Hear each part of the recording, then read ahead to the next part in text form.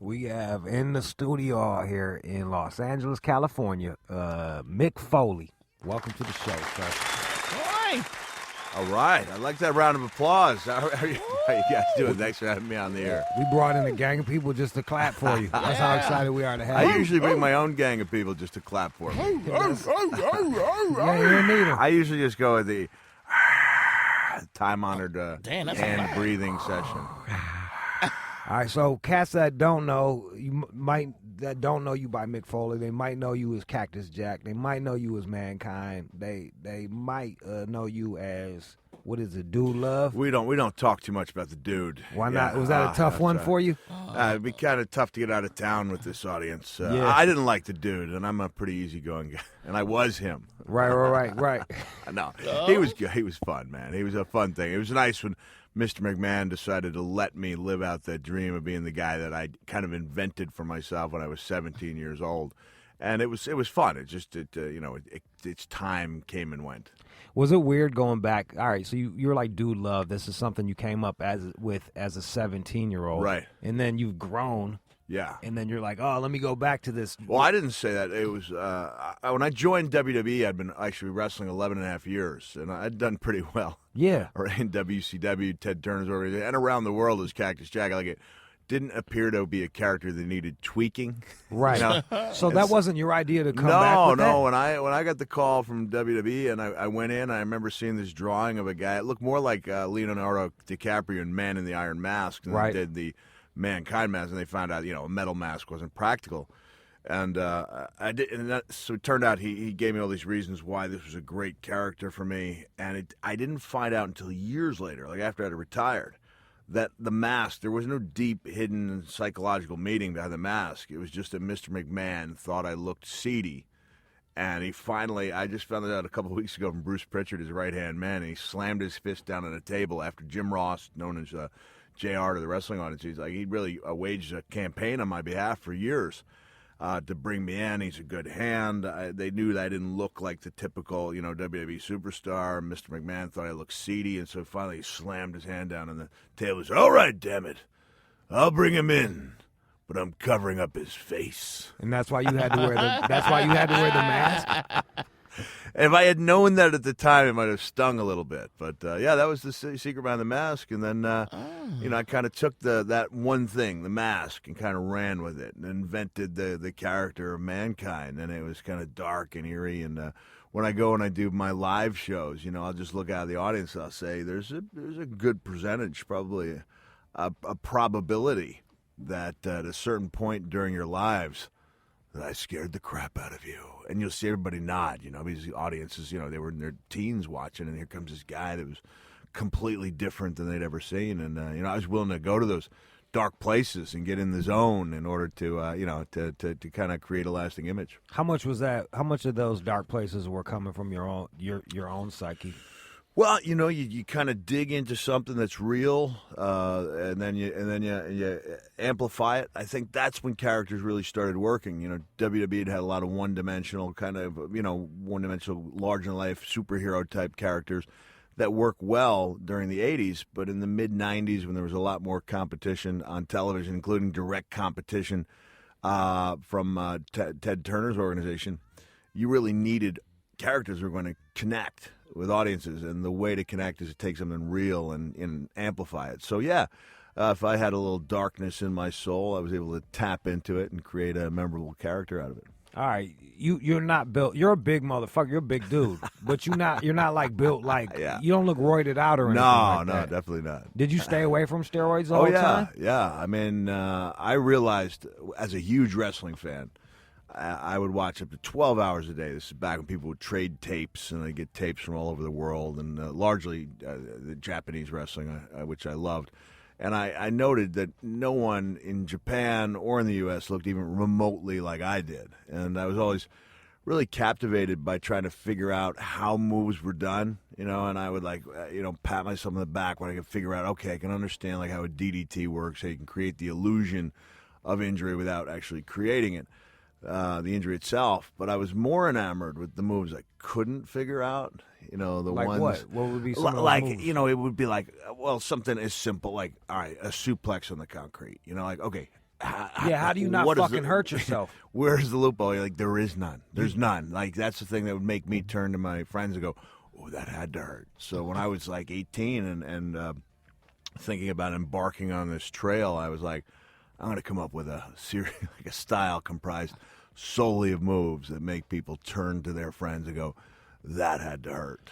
I remember watching, because by the time you came out, I was chasing pussy, dog. I wasn't even thinking about wrestling. So I was out there trying to holler at chicks. You can do the two simultaneously. Not successfully, but you can attempt it simultaneously. Yes, you can. You can body slam a chick. Yeah. I don't know how many of those dudes was catching pussy in those well, days. The trick is to find a young lady who's as deeply into it as you are. Yeah, and they're out. Yeah, we have a lot of female fans. No, you guys got some badass female fans. I've seen them. Yeah, during the Attitude Era, it was not uncommon for women to be disrobing regularly in the crowd. That's awesome. And now, now it's the WWE. I enjoy the product as a father. I endorse the PG product, but I'm kind of glad that I was there during the wild days. Yeah, you were there, and I guess that's what I said. Peripherally, I got to see what you were doing. Yeah, and it was above and beyond.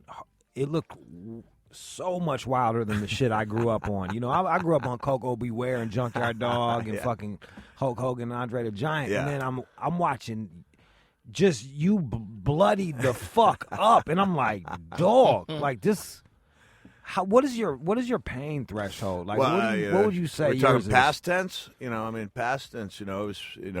I got accustomed to taking a beating. Now it's not. Now you don't even want to see me take on a flight of stairs. Going down a flight of stairs can be a sad viewing experience. But at the time, like I said, I understood that people like me weren't on the television, and that if I was going to have a shot, I was going to have to do some things that other people weren't. And I set about doing that. Do you feel like you outthought them?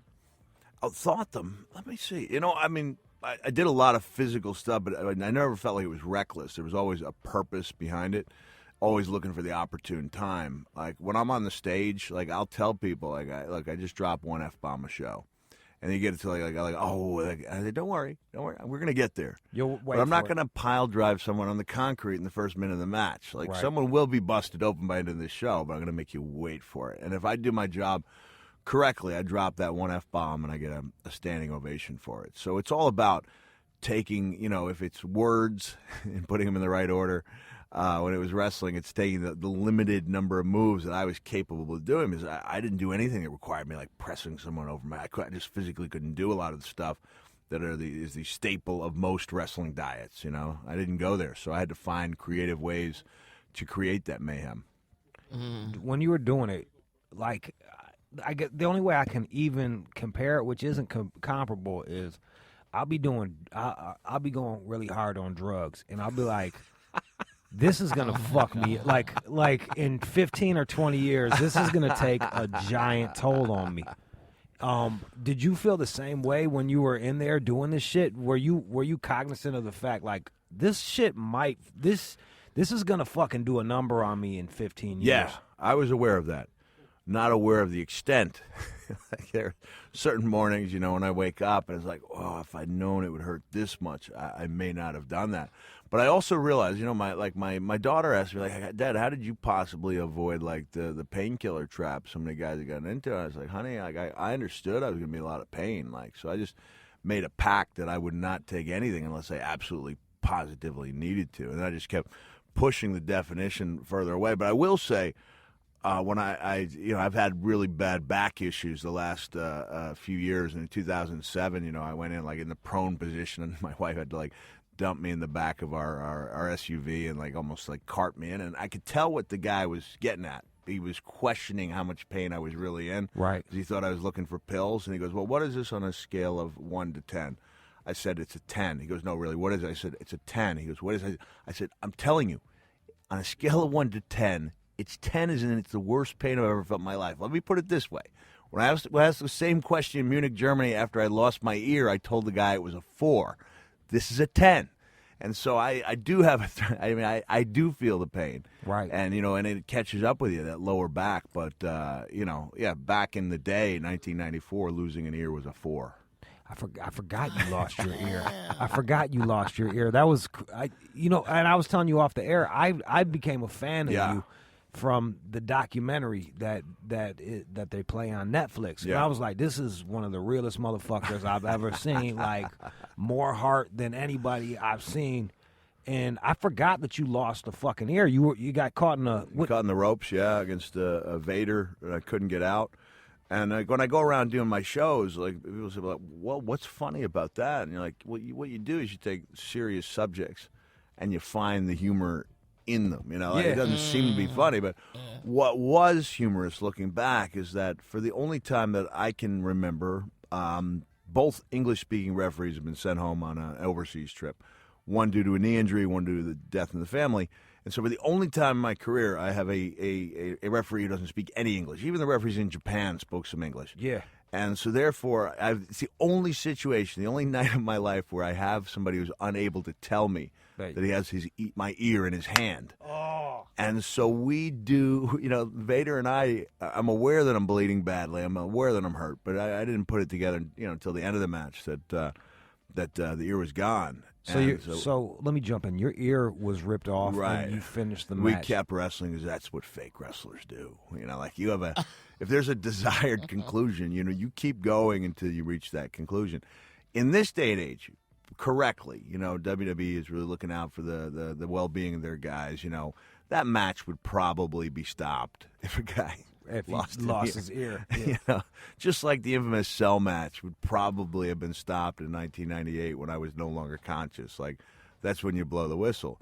But back in 1998, at least in WWE, we didn't stop matches. We bought time. So you can practically picture Mr. McMahon behind the curtain going, "Buy him some time." So how does one buy time? Do you just what do they drag you around and talk No, shit? I mean, the ring filled up. Terry Funk with an N. Even though clearly we were allowed to swear, but I keep that F-bomb sacred. So I just want to make sure there's an N in there. Terry Funk went in the ring, and until I was inducted into the WWE Hall of Fame in Madison Square Garden, I was not aware this conversation had taken place. And I could see that words were exchanged, but I never knew what they were. It was said so casually. And as it turned out, the words exchanged were the Undertaker turned his head to Terry and said, "See if he's alive."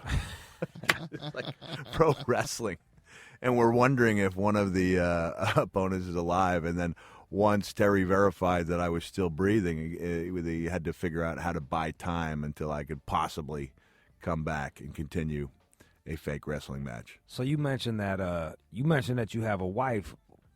When was she on your head the whole fucking time? Because I'll be watching I watch boxers take a fucking beating, and the women's in the second row just fucking bawling her eyes out. And you're taking a similar beating on more of a regular basis than these guys. Yeah. What were the conversations like with your wife? Well, that night, I was pretty good about calling home after every big pay-per-view match, letting her know I was okay. And I thought, as far as alibis go, I had a pretty good one. I was not conscious. Like, that's a good reason not to call home. And this was like 4 hours later, after I'd been in the emergency room, I was told my wife was really concerned about me. And I called up, and I'm expecting to be showered with sympathy. Instead, I get, "You can't do this." They're screaming, yelling at me, like, "What are you doing?" Children thought I was dead. They went to bed crying their eyes out. And that was honestly when I was like, man, I guess I got to find a different way to connect with an audience besides making them cringe so regularly. And that's when I started lightening up the character and finding that, there's nothing wrong with entertaining people. Yeah. Without, making every match like a statement about the realism in wrestling. So I started opening up and using some humor to connect. Was it hard for you,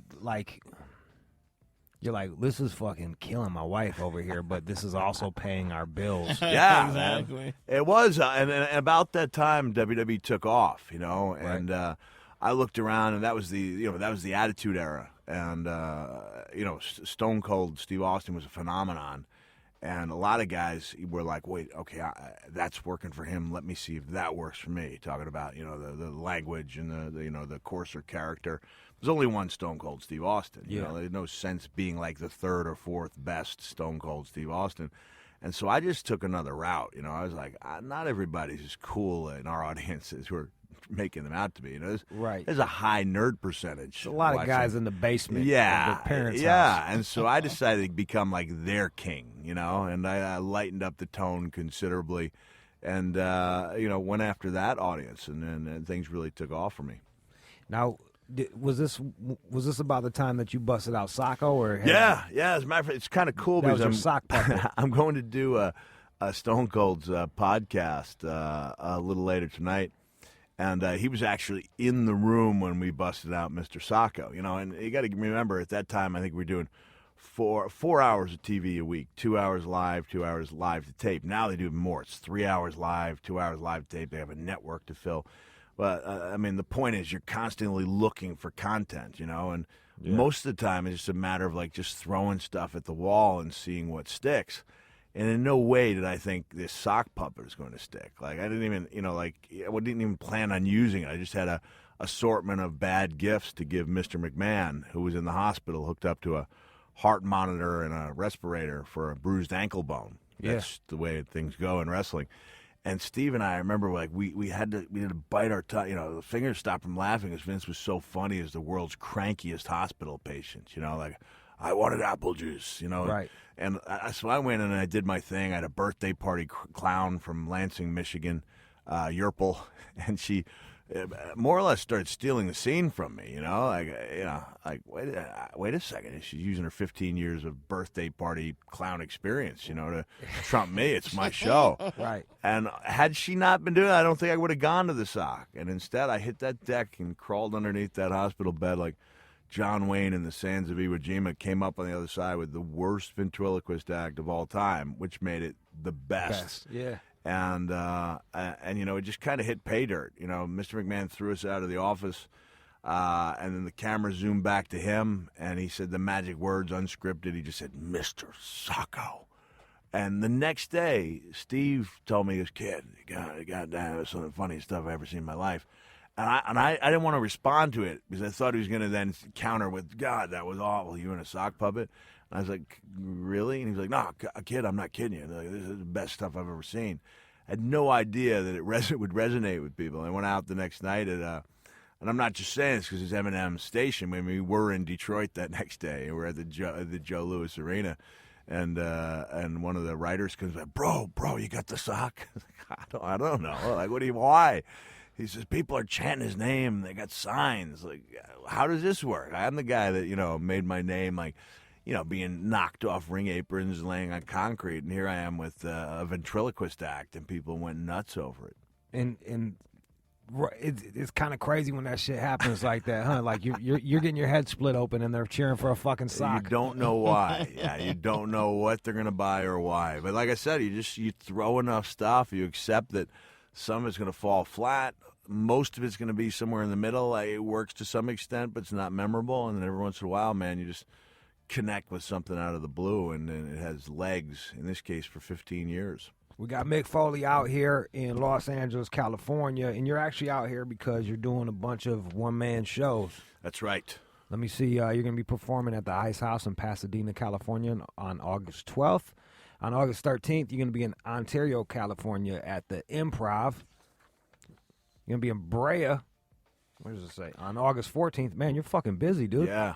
You're doing a show a night. Yeah, I did. I came off a loop where I did 15 shows in 15 cities in 15 nights, 11 states, and it involved 92 hours of driving by myself. And it was just like a little bit of heaven for me. Like, man, I love it. I really do. What kind of car you drive? You're a big dude. You got a Cadillac or some shit like that? Well, I take whatever I can find in the rental aisle, and so this time I did pretty good. I got a Dodge Charger. It's not always something so cool, I take the biggest car they have. Those motherfuckers are the best shit. shit. Yeah, I'm watching you move around, dude. You're fucking. You're limping and stuff. Yeah, limping ain't easy. I do, yeah. It turns out that the elbow I was known for, coming off the ring apron, is probably structurally the worst thing you could possibly do to yourself. I always thought it was the outside of my hip was they're taking the punishment. I said, well, they got that hip replacement. deal I can do, when I get to be old enough. And instead, what it was doing, and you want a cool sounding injury, like Right. this isn't even a cool sounding injury because the bones involved are so gross sounding. Like you've got heavily bone chips on your pubis and ischium, and they're like the ball and socket that are inside the pelvic girdle. And so every time I hit, they were like grinding together, like little chips in my bones were coming off. So you're in a rough state when an orthopedic guy who's been in the business for 30, 35 years is calling in his colleagues, and they're all whispering like, "We've never seen this before," because no one had ever done that specific move. Like no football player, hockey player had ever had that kind of trauma on that specific bone so repetitively, over and over Yeah. and over again. It's almost like you're like a skateboarder, but you're fucking giant and just fucking eating shit repeatedly, dude. That's not how I would have phrased it, but I think it's pretty accurate. That's I'll go with that. That's the I'll only go with other that. sport I can think of that like lands on concrete as regularly as you did. And this like I said, I didn't think it was reckless. I thought it was high impact, not high risk, and I knew there was going to be a price to pay. But man, I have my manager Barry Bloom in here with me, and Barry and I have been working together for about 14 years. We've known each other closer to 20, and it was like in '99 there was this marked difference, like within a year, of how I conquered a flight of stairs. Like I went from feeling pretty good to really bad in about a year's time. When did you retire from wrestling then? The first time? Yeah. That was 2000. And I stayed away for 4 years, and then it was just like that, it was more the creative urge, like I had sorry about that. I had an idea. It's cool. I've been burping into this goddamn That's how we do. paper towel that roll work? over here. Well, I was like, man, I got Mick Foley in here. I got gas. So I crumpled up some paper towels I'll and have stuffed to it use in that, there. man. I'll use it next time. Well, they do that with weed. I didn't know, man. Man, I'm I've putting you up on game. It's just funny because I take it this is like a high volume of weed users listening, right? Yeah, And my character, to say the least. my character as Cactus Jack, especially in the late '80s, early '90s, was supposed to be crazy, like legitimately crazy. And I got in that zone, and you didn't go out of character when you were in public. You addressed people. You went on the local weather station, and you were in character. You had a girlfriend. In my case, I had a girlfriend for 8 months, and I stayed in character. Get for out of 8 here. months. Oh, every time I went over there, I'd have to psych myself up. But about a mile away, I get into character, knock on the door. How are you doing? You having a nice day? She never knew that she started to guess. And then one day I got a phone call, and I lived in Texas, and she said she had something really important to talk about. I was 24 at the time, and I said, "Can you, is it something? This is something we could talk about on the phone?" She said, "No, and you're 24 years old. What do you think? You can only think one thing." And I show up, and she says she wants to know if I can loan her some money. I was like, "That's it." And later that night, when it came time to do what young people do at night, I told her I would not be able to. She asked me why, and I said because, I made a deal with God that if you weren't pregnant, I wouldn't have sex for a month. She looked at me and said, "God doesn't make deals." And I said, "Well, he made one with me." And she said, "I used to think you were putting on an act, but you really are crazy." And when I got to WCW. The wrestlers been around, they've seen a lot of different types of people, but what made me come across as absolutely insane, this is late 1980s, I'm looking at my manager, things have changed now, but the idea that I didn't smoke weed had people whispering behind my back like, he's effing crazy. He doesn't smoke. They go, you've never smoked? I said, no, I've never even tried it. So yeah, I was like, The that fact made that me, you were straight edge, people thought you were even crazier than before. Let me ask, when you were pretending like you were fucking, which is crazy. When you're pretending like you're another dude while Yeah. you're dating a chick for 9 months. Yeah. Did that allow you to get a little crazier in the sack, or were you like more like, Cactus Jack don't eat the pussy on the first date? Like was you doing that type of shit, or was you just going for it? I did learn, and I went on a little, there are some people in Texas, the only state in the union where I have former girlfriends, and I think they all kind of, independently of each other, giggle when they see me, because you're trying out that stuff, and you're I learned to talk a pretty good game and try some different things, which one day I'd like to get back to. We're gonna. I'm sure you will. I'm sure you will. All right, let's take some phone calls. 888-742-3345. We got Mick Foley in the studio with us. Let's go to Danny in Orlando. Go ahead, Danny. Hey. Yeah, Danny. Mick. Yes, sir. Hey, Danny, how you doing? Hey, what's going on, Mick? Hey, Doing great, thanks.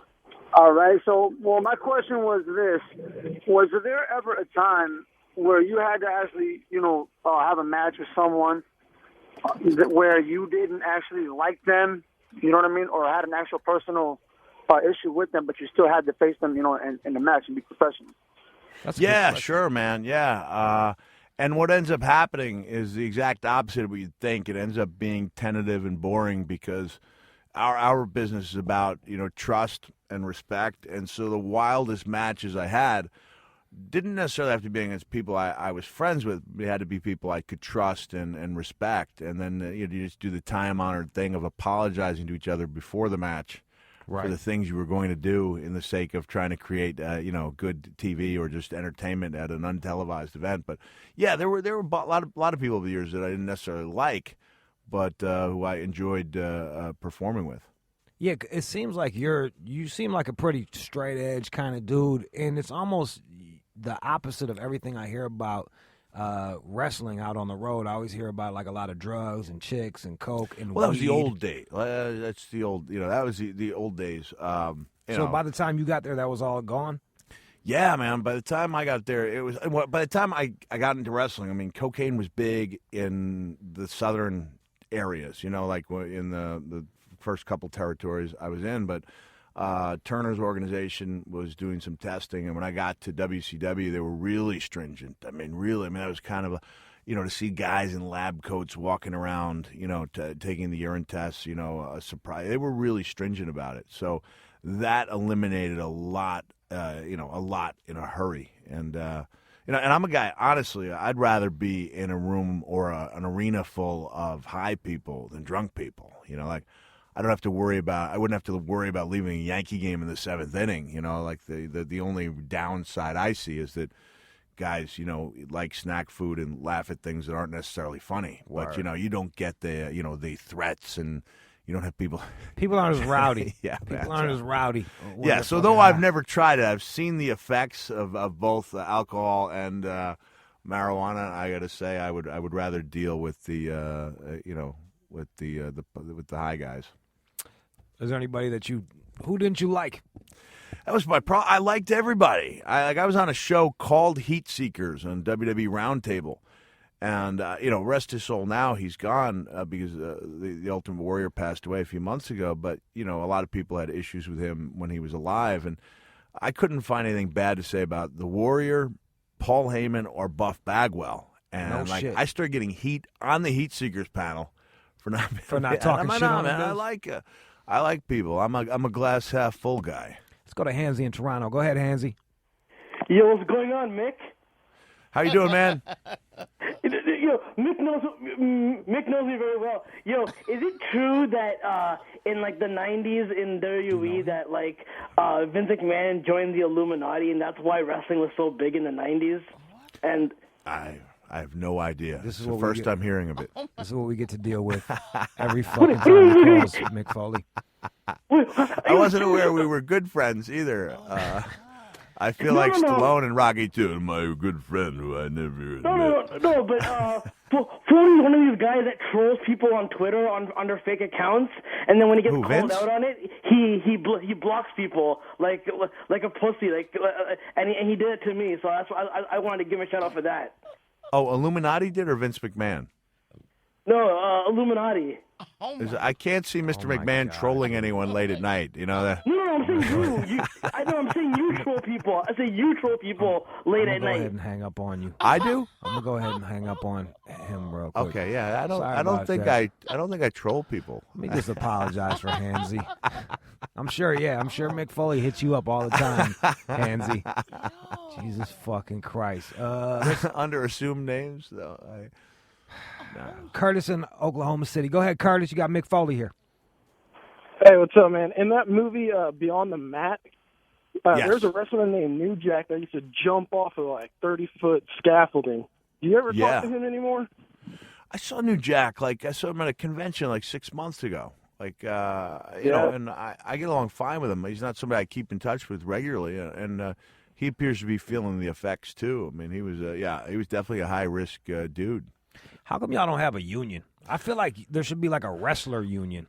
You know, my manager, Barry Bloom, and I met Barry through Jesse Ventura. And Jesse was the guy really pushing for the Wrestlers Union back in the day. I think there's a chance it would have happened, but from what I've learned, and I'm not anti-union by any means, but from what I've learned, there's just so many guys, there's so many wrestlers who, you know, what is your job? I'm a professional wrestler, and so few who actually make their living doing it. It would be really difficult to categorize and organize a union, especially when if you were to, you know, when you're SAG, for example, you can't take certain jobs. You know, Right.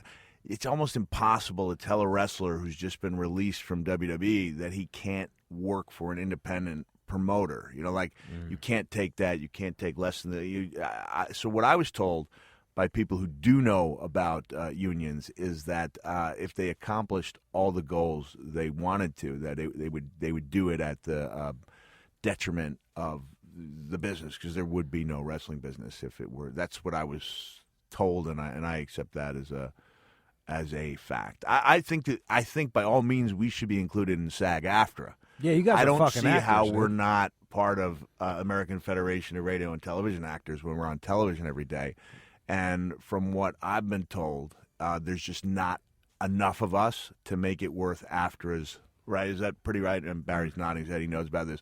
It's like, no, we're not gonna do that for 100 guys. You know, we'll do it for thousands of actors, but we're not going to do it for the 100 guys making a good living as wrestlers. You know, fuck shit. So what I remember talking to the wrestlers and saying, listen, man, it would be great. And this is the last time that I was at WWE ever had me address talent, because I don't think it was the message they were wanting. I said, look, it'd be great if an insurance fairy came down and granted us all health coverage and, you know, took care of our retirements. I said, but the truth is, you know, Obamacare, bro. You got Obamacare now. Hey, You're I'm good. thankful for it, man. And people say, well, how do you feel? I'm like, you know what? It's nice to know that if I forget, because that's part of what happens, you know, when you've had concussions, and I send in a payment late, that I can't be disqualified and never be covered again. Because if there was not, a care that allowed pre-existing conditions, there's no way anyone covers me ever. What's your brain like, man? Like, we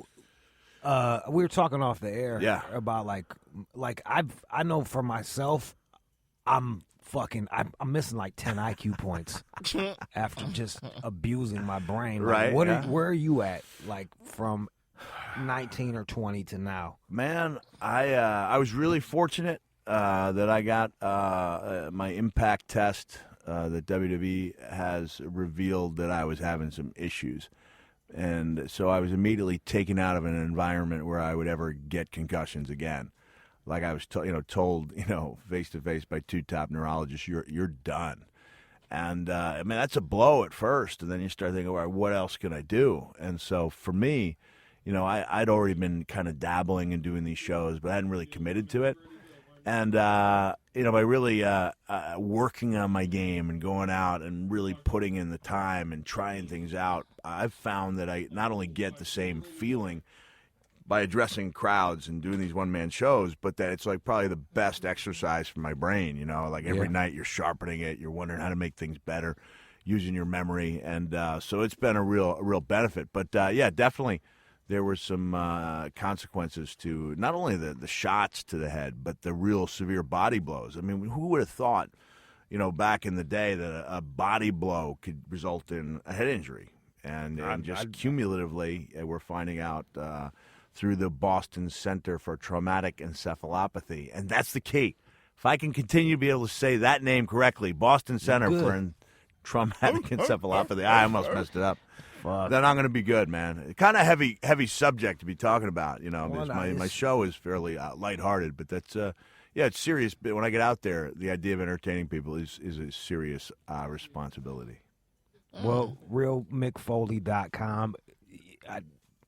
I didn't think it was that heavy until you said that shit. Now I'm like, well, this is fucking depressing to fucking end on. God damn it. Damn, How about man. I do a little rapping for you? Yeah, spit Hey! a rhyme, sir. All right, this is a little Sugar Hill Gang, 1980. Mick Foley. Have you ever been over a friend's house to eat and the food just ain't no good? I mean, the macaroni's soggy, the peas are mushed, and the chicken tastes like wood. So you try to play it off like you think you can by saying that you're full, and your friend says, Mama, he just being polite. He ain't finished. Oh, that's full. That's bull. Not bad, right? Fucking A, There man. you go. All right, we Fucking A. open it up on a lighthearted note. right. Yeah, thank you. Go to realmickfoley.com to see this is Nationwide, all brother. over the nation. Yeah. And you're going to be in Southern Cali all this next week. Southern Let's see. Pasadena, August 12th. Ontario at the Improv, August 13th. August 14th in Brea, California. It doesn't say right there, but you can see on his website. Yeah, just go to Mick Foley.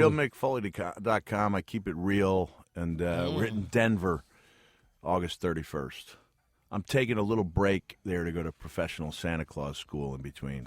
You going to Santa Claus school? Yeah, brother. I feel like you already know.